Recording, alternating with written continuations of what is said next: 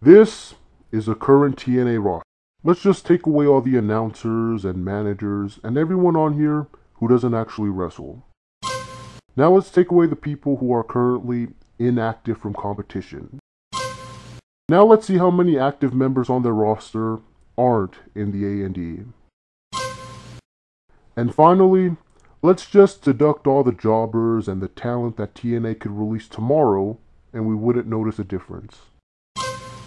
There you have it, your current, active, worthwhile TNA roster as of today. At least we can say it can only get better from here, right? Or so we'd hope. So TNA Impact Wrestling this week without Chris Sabin. Notice how that makes no difference. A few things I like right now. It looks like TNA is teasing a few things that are actually on my Bound for Glory wish list. The breakup of the A&D and the rise of Mr. Kennedy as he goes up against Bully Ray.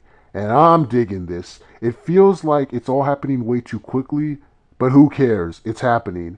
The only disappointing thing about it is that it's obvious Kennedy's not going to win the Raw title. As awesome as that would be, where will this lead for Kennedy heading into Bound for Glory?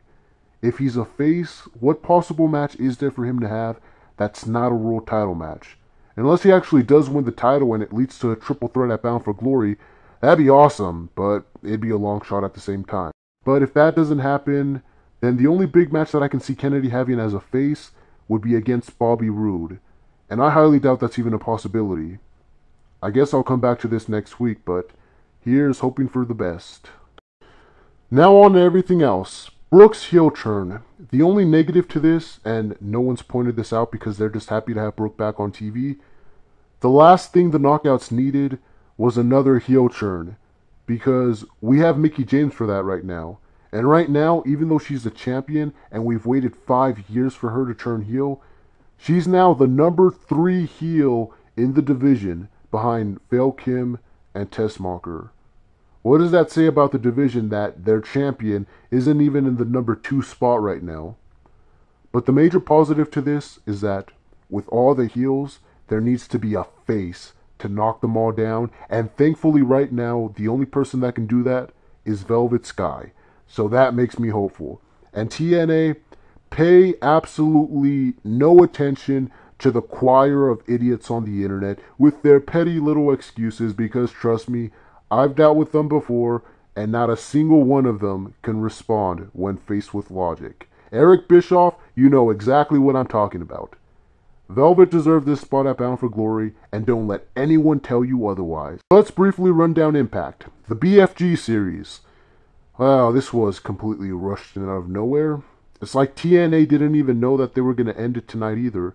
And you could tell because tonight everything was rushed, and they didn't even play up to the 4chan stable anymore.